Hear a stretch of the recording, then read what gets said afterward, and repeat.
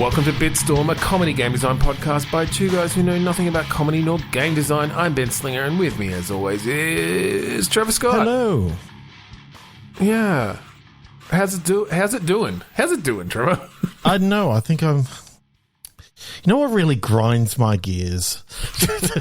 Yeah. Your fan. Background noise from a faulty laptop that I've got running. Yeah. Yeah, apologise for that. I've had a laptop that has become my, media server, and I haven't moved everything off it yet. And unfortunately, its fan has been very faulty for the last 2 years, and it's particularly bad this week. Normally we can cut it out, so we're not sure how well it's going to cut out this time. But we'll see. We'll see. But I do apologise. Trevor, why don't we do some movies? Should we do some movies this week? Movies? Yeah, movies. I like movies. I like movies. Yeah. So I think what we might do is grab a random movie each. Let everyone know what the synopsis is, what the title of it is, and we're going to try to turn those movies into video games in some form. Maybe a tie-in video game for the movie, as if it came out at that time, a la, some of the terrible SNES era video game tie-ins. That'll be interesting with the first movie I got. Okay, well, we'll see. Or maybe just a game based on the title synopsis, using it as a jumping off point. Yeah. So yeah, here we go. 3, 2, 1 movie. Tell me what you got, Trevor. I got 1955's The Night of the Hunter. Okay. What is that about? In Depression era West Virginia, a serial killing preacher hunts 2 children who know the whereabouts of a stash of money. Ooh, dark. Yeah. Well, I got Kingdom of Heaven, which kind of goes with The Preacher. Yeah. I've never seen this. It's set during the Crusades, it looks like. After his wife dies, a blacksmith named Balian is thrust into royalty, political intrigue, and bloody holy wars during the Crusades. But I feel like we stick more with the serial killer. Yeah. I mean, I can see a lot of really cool things that you're effectively playing. Maybe it's a co-op game where you're playing the 2 children. Well, I was going to say, is it a serial killer in heaven? What is heaven like? Somehow this serial killer got into heaven. He really likes killing. People can't die in heaven. I mean, so he is a preacher fine for the most part. He is a preacher. Yeah, that's it. He got in through the back door, pun not intended. Oh, he got absolved of all his crimes, just like all he had to do is say 3 Hail Marys for every repentance, for every death that he killed. Yeah, so there was a lot, hundreds of Hail Marys, but it doesn't take that long. He got through it all, and then he still had minutes to spare. Worth it to get into heaven. Yeah. And so, everyone in heaven is just like, oh, this guy is kind of a dick. He's just an inconvenience. He'll, hide in my closet and kill me. Again and again. And again. Again. Maybe you're dealing with, the HR in heaven of some sort, or, the... Can't you do something about it? Unfortunately, this is not like The Good Place, where, the points matter. He's already here. No. He's already here. This is what he wants to do. Unfortunately, the rules weren't written that well that that he can't impinge on other people because you can't die, so it is just an inconvenience and annoying. But and sorry about the fact that you can still feel the pain. If you want to feel the pleasure, you got to feel the pain. That's just the way it goes. Yeah, exactly. It's sort of 2 sides of the same coin. You can't just throw away the coin. Is this a game about setting up traps? No, it's almost it is literally just a therapist appointment in heaven, and it's a visual novel, and you're just talking about this whole thing continuously. Just the story, yeah. Because there's something about that is you're going through this trauma in heaven, and you're talking to this HR representative, and then they bring someone else in. It's heaven appointed therapist. And every now and again, it'll go through a vignette of, okay, so this is what happened last night. And it's yeah, different sessions. you're on a bed of clouds and like your closet's made of clouds, and it's pure cartoon heaven, basically. and he comes with a chainsaw. He can walk like it's really hard. He just walks through the cloud walls. He comes in with a chainsaw, rips you, tears you to pieces, waits for a couple of minutes as you get pieced back together, and then does it again. Yep. Does it again.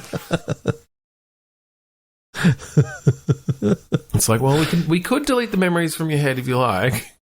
It's like, but I had a really good sandwich that day as well. I don't want to forget that. Unfortunately, we can only do it in chunks. So you'd lose the last 3 years of heaven, but, that's worthwhile. Oh, man. I've been in a relationship for the last 2.5 years. Well, look, you'll lose one Jeremy Baramy. That's my boyfriend's name. 3, 2, 1. All right, 3, 2, 1, click. Ruby Herring Mysteries, prediction murder. Mission Crime Reporter. Oh, okay. So we've got crime reporter Ruby Herring receiving clues to a murder that happened 5 years earlier involving a local psychic. And she joins forces with Detective Jake Killian to help crack the case. I mean, very as far as I'm concerned, cheesy. Looks like straight to streaming. Mission Impossible 3. I love this idea of receiving clues the Ruby Herring tie-in game from like a psychic. Yeah, and like the police don't believe in it. You don't believe in it, but all the clues are becoming real.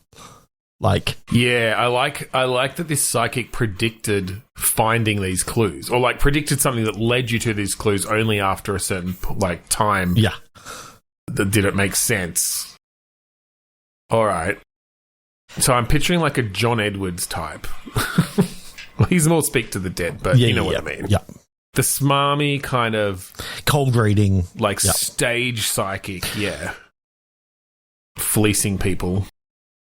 Did they commit the murder, or are they just sort of they had their true visions that they've never had before or since at that point, and you have to go back and what I like is, as they were doing like a psychic reading for someone, they went into like a fugue state where their eyes sort of rolled into the back of their head. All you could see was like the whites of their eyes. Yep, and the classic. And they gave like a prediction during this to Ruby Herring's best friend. And so Ruby Herring's best friend believes in this whole psychic stuff and is like brought it to them. And then Ruby, I like the idea of Jake Killian is actually Ruby's brother.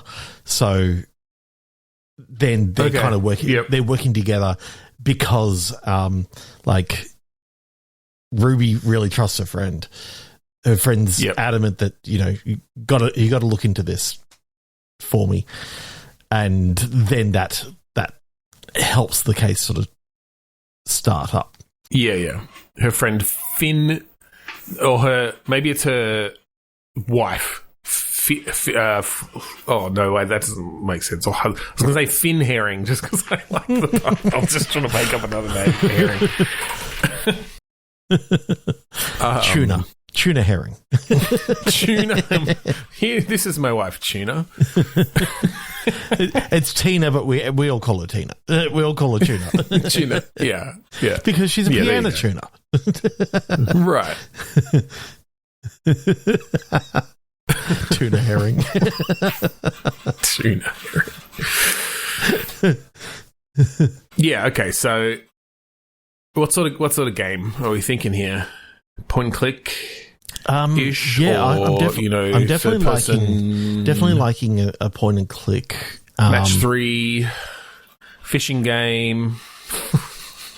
Okay, point and click. And she's Ruby Herring. Yeah. I think you got to have a fishing mini game. Well, I mean, you got to, but it's the psychic fishing for visions in the great sea of the bullshit. Cosmos. Yeah.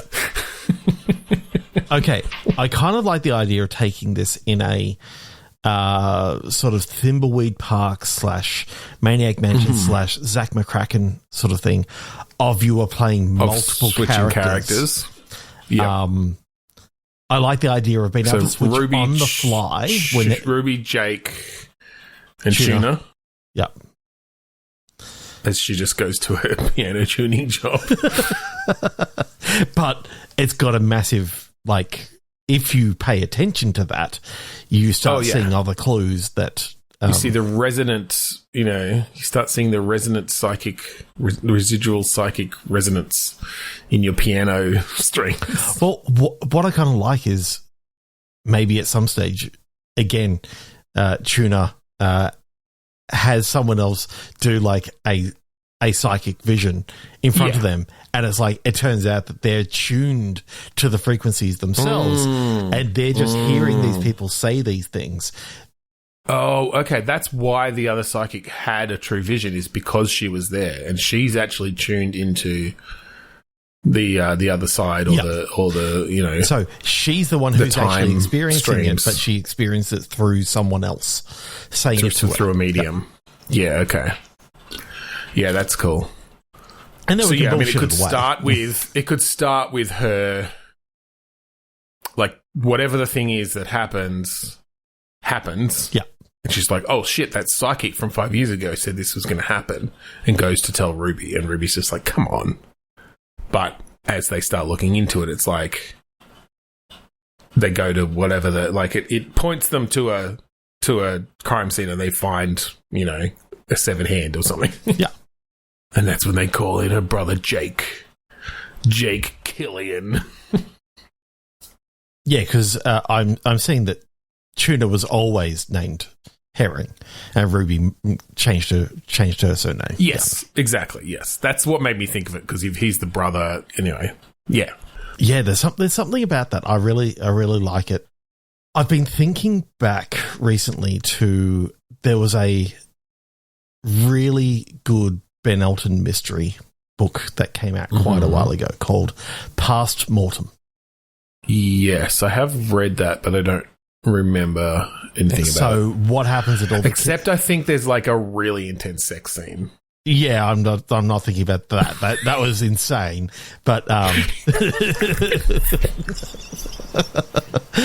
the only thing I remember from that book. So all the killings that occur, like, there's music playing, and it's like these golden oldie sort of things from like the 1980s. It's always this same sort of collection of songs, and it's and there's like a link between. There's a link between all the people. It comes back to like a high school sort of reunion thing of, like, one of the people who gets killed gets hit in the head multiple times by a phone book, and it's like these different ways of killing, but then the sort of calling card is the music playing, and there's something about, like, having these multiple different ways of killing someone, but it's that calling card of, like, music playing or something being dropped. Like, I kind of want that in this, because I was thinking about Past Mortem the other day. I'd actually forgotten all about the sex scene until you mentioned it, and yeah, I need to find that now to read it again, because from what I remember, it's so over the top. I'm pretty sure he ends up like fisting her in the kitchen or something. Like, it's weird. It's okay. You went there. Yes. Yeah. Well. Yeah. But the rest of the book is very good. Yeah. So anyway, he knew what he wanted to write, and he wrote it. He really did. I tried reading some of his other stuff. I didn't enjoy it as much.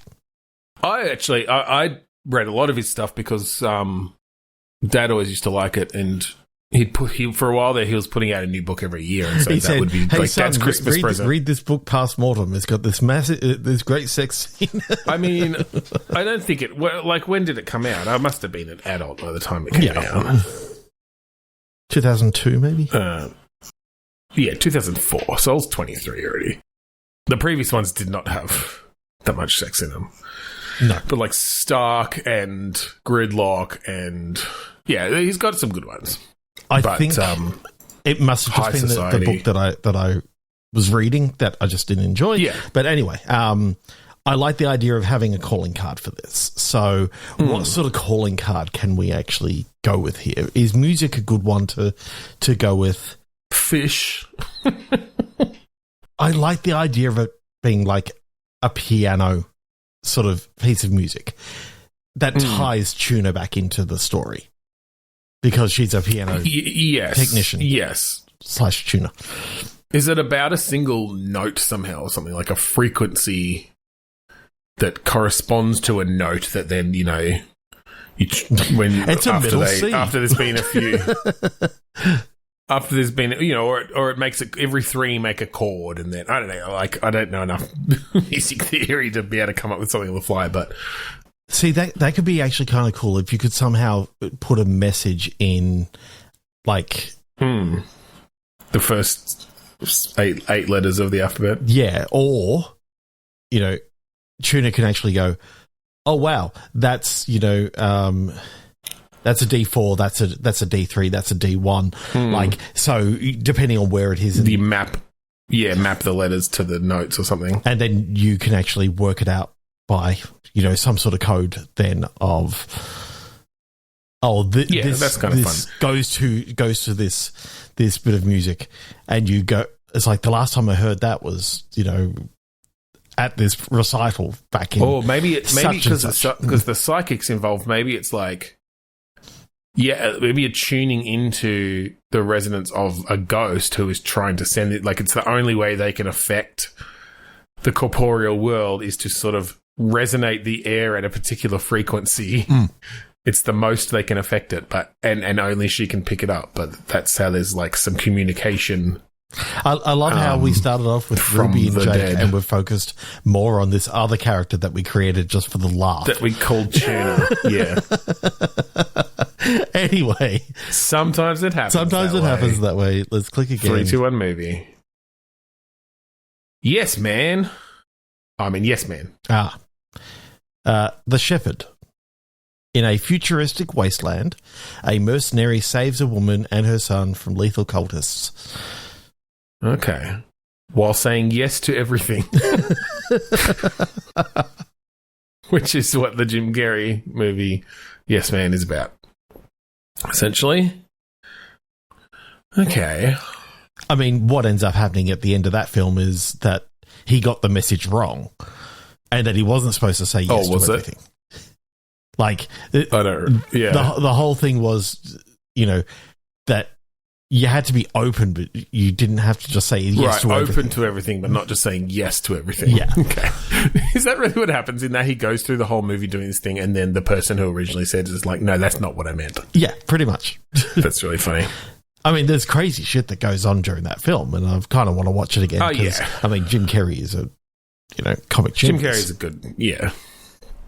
I don't know if that was one of his best, but it's probably got some merit. I do like the idea of a futuristic wasteland. Yeah, I mean, you can always use a futuristic wasteland. In a futuristic wasteland, a mercenary attends a self-help program. I was going to say, do we bring in the self-help sort of thing as almost like a cultish something? Like, is it around whatever the kind of organization is in this wasteland that is starting to kind of take people over, convince them of a certain way of living or something? Okay, the way I'm picturing it now is in this futuristic wasteland, the mercenary, like the only thing that he's got from his childhood is like a pamphlet, and it's when his dad took him to like this self-help guru, and the whole thing is about, you know, saying yes, and that's why he's, you know, now a mercenary, and he accepts any job basically, and accepts the jobs. Yeah, okay. Kind of lives his life by this creed of saying yes to things, but then has all the strange ideas about like the mood of the universe or something, like just all the crap that these self-help people always put around to justify their ideas and to make you think they're special.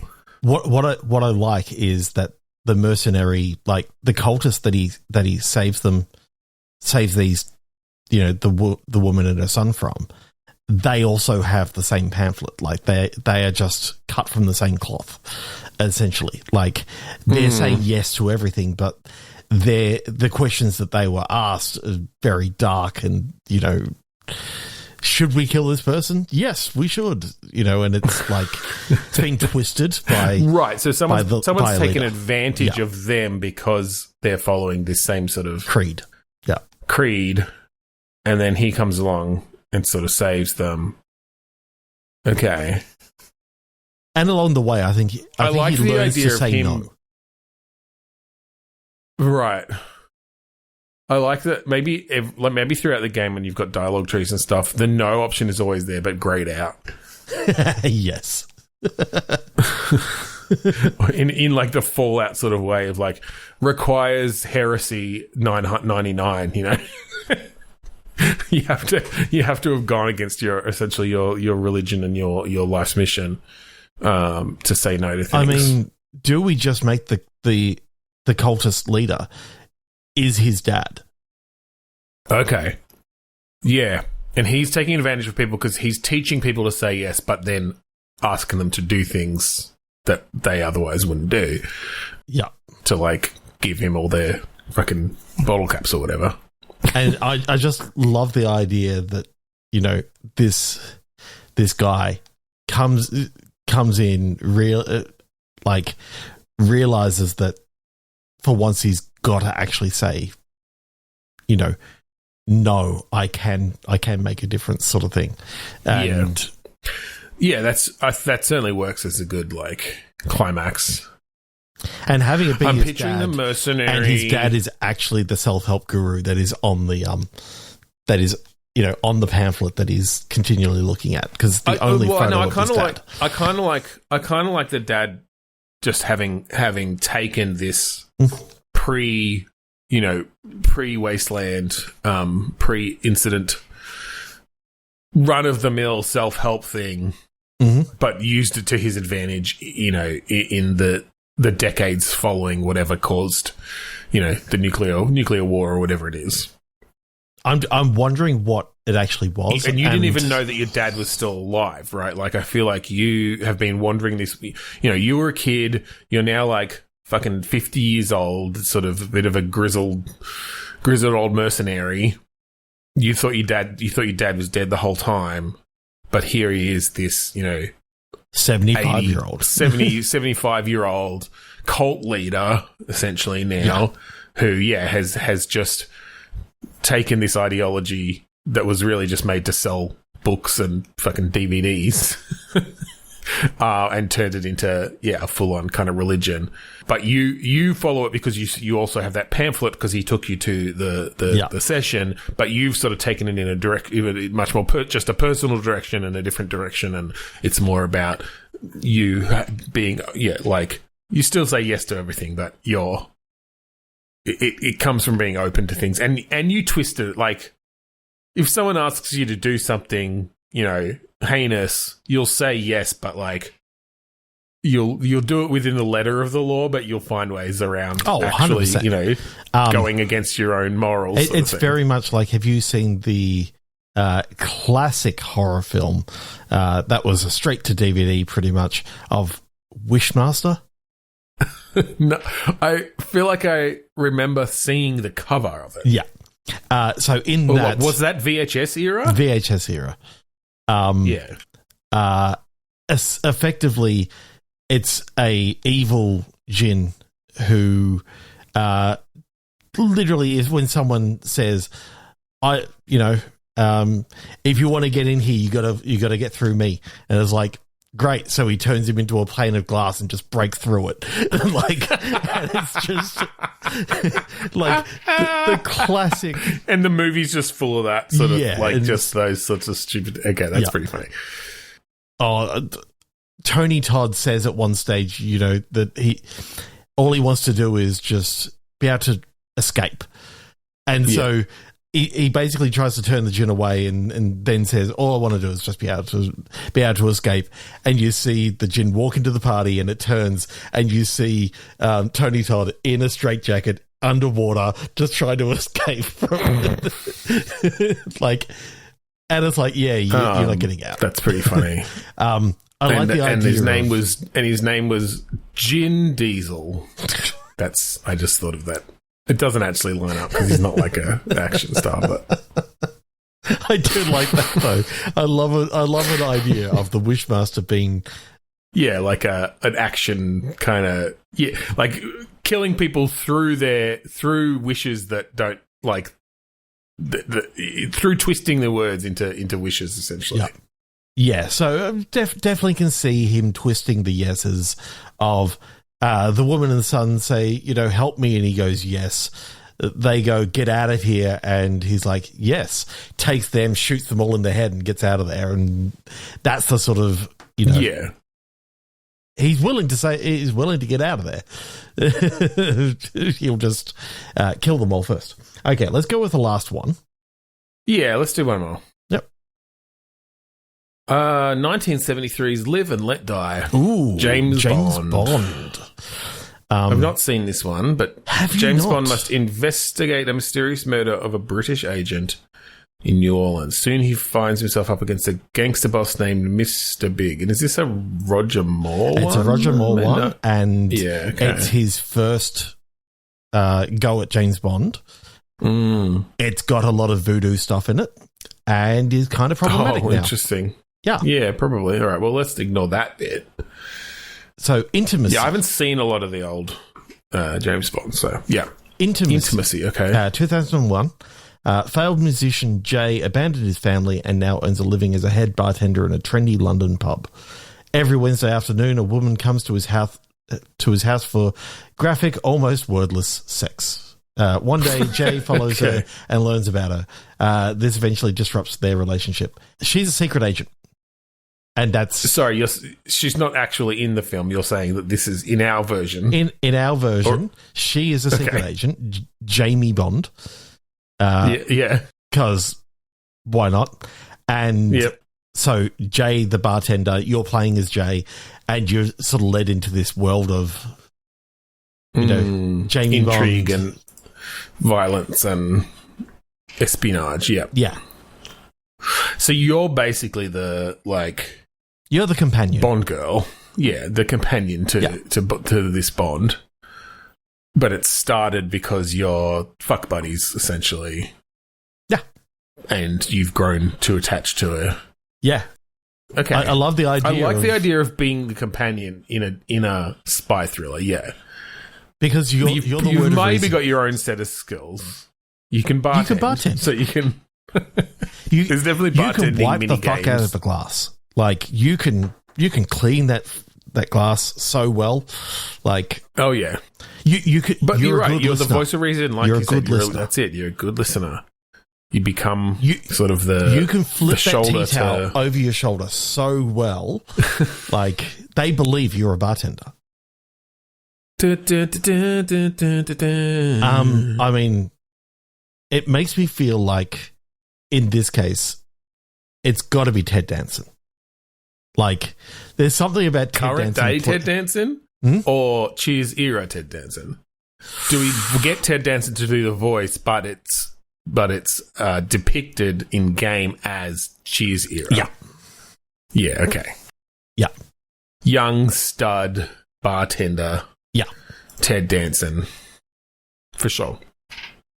And you know who I want to play Jamie Bond? No. Either Mary Steenburgen, his now wife, or Kristen Bell. There's something about Kristen Bell playing a spy that could be kind of fun. Doesn't have to be Obviously, British. the age difference in game is not as big as it is for the actors. Both I can see that. Although I do like a British Jamie Bond as well. I could see like a Fuck. What's her name? Who's the best British actress? Helen Mirren. You know who I'm talking about? No. Funny. Judi Dench. No. She's already been in Bond. Broadchurch. Olivia Colman. Olivia Colman. Yeah. Okay. She'd be a fucking great Bond. Yeah. I reckon she would. She can do that. Jodie Whittaker, I think, would also be very good. As much as she already played. She would be good. I feel like though we should go at least a little bit more age appropriate to Ted Danson, just because otherwise I feel a bit weird about it. What's the difference there? Oh, even there's probably a bit of a difference. Even there, even there's still 26 years between them. Anyway, it's probably better than Kristen Bell. I mean, it's only another 6 years. Yeah, literally, Olivia Colman's only 6 years older than Kristen Bell. Okay, let's find a British person then. Like, if this is a British spy, let's find a British person who would be a good bartender. Okay, yeah, we could do a. Oh fuck! Let's do Daniel Radcliffe. Oh. Actually. Oh, yeah. He'd play a fucking great bartender. Yeah. And the sort of slightly bumbling sidekick sort of thing as well. I love this. Yeah. Yeah. I do love. And now it makes me want Emma Watson as Jamie. I don't know if she's quite got the right vibe. Maybe Olivia Colman would work a little bit better. There's still a bit of an age difference. There's still a bit of an age difference, but actually less. Yeah, she's closer in age to Daniel Radcliffe than Ted Danson. So. Yeah. Okay. Love that. And again, their characters can be closer. I think we don't need the British agent in New Orleans. I think that's no. We just need the James Bond of it. Just the James Bond, yeah, the Jamie Bond, the sort of following her to work. He sees her go into like the MI6. The get no, it's like the secret entrance. It's like Get Smart going into the phone booth, and like disappearing down the hall. He follows her in and. He goes down the hall and he sees like the. Is that the song?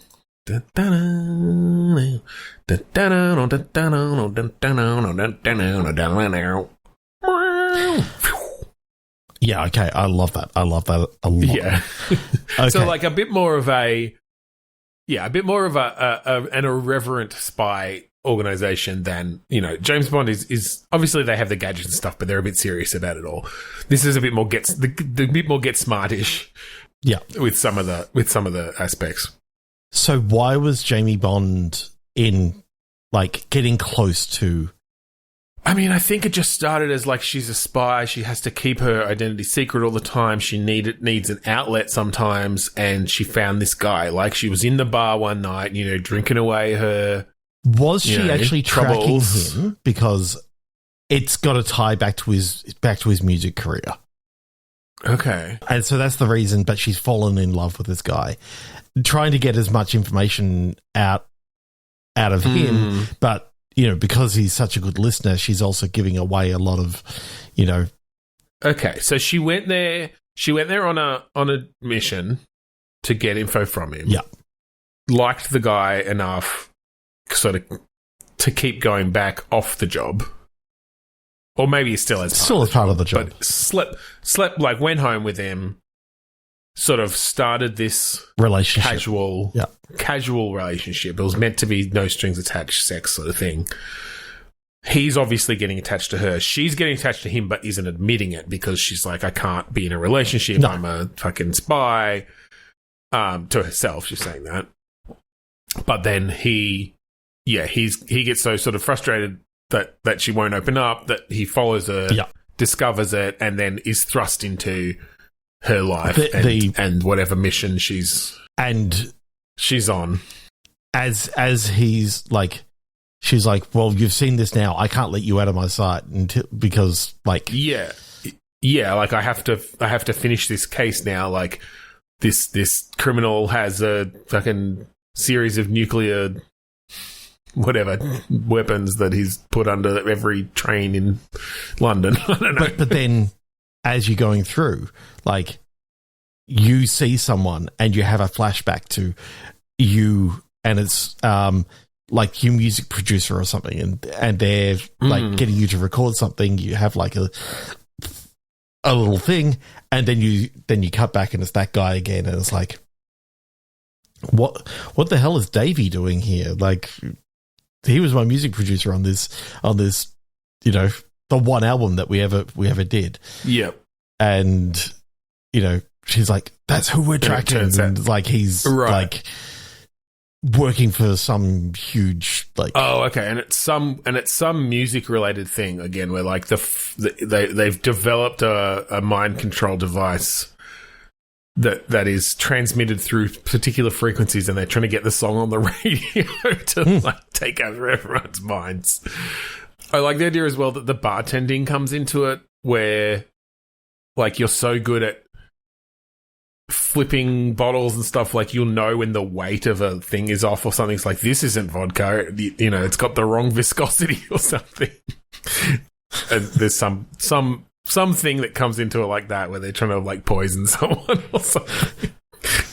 For some reason, I've got that frickin' when Bart turned into a boy, you know, was put into a boy band, and they had the whole join the Navy, you know. Oh yeah. Even at neon. Join the Navy.